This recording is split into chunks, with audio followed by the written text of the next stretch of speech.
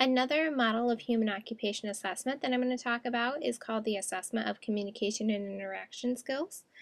This is an observational assessment that allows the OT to gather information on the skill that a person demonstrates when communicating and interacting with other people during an occupation.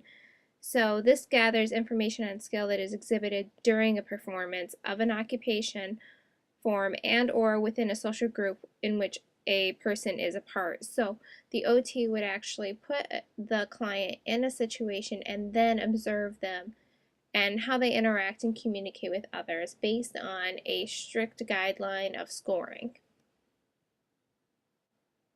For the administration, there are some suggested activities in the manual. Some of them are open situation where the client is in an unstructured situation, a parallel task where the client would work on an individual task in the presence of others in the same workspace, a cooperative group where all group members working together to accomplish a task with a common goal, and one-on-one where the client would engage in one-on-one interaction such as the therapist and the client and another client, or a client and a family member.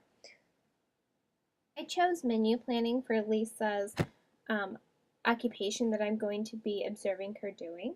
I chose this because it's something that she said that she wanted to do, and I wanted to really incorporate volition so that I have her participation in this. Also, the time constraints that we have, it would be more feasible to do a menu planning versus a meal preparation. And also, I wanted to see how she's advocating for herself, and this would also allow me a chance to rate her while observing her without being in the way, seeing her in her natural environment with her mother. Now for scoring, there are 3 big categories, including physicality, information exchange, and relations. Within those 3, there are other categories that you're looking at. For physicality, you would be looking at contact, gazes, gestures, maneuvers, orients, and postures.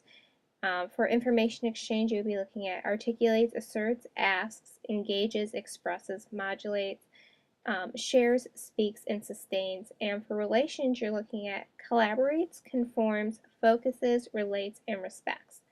For each of those, you would give a score of 1 to 4. With a score of 1, that would imply there's a deficit. For a score of 2, it would be ineffective. For 3, it would be questionable.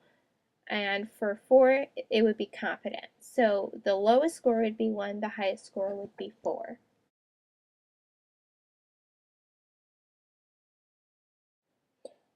So now that we've gone over the actual assessment and how it's going to be used and why, look back at Lisa's case study, because in the next video I'm going to be observing her doing menu planning with her mother, and this will give you a good opportunity to practice your observational skills and get an idea of why this would be used and how it can benefit Lisa in treatment planning.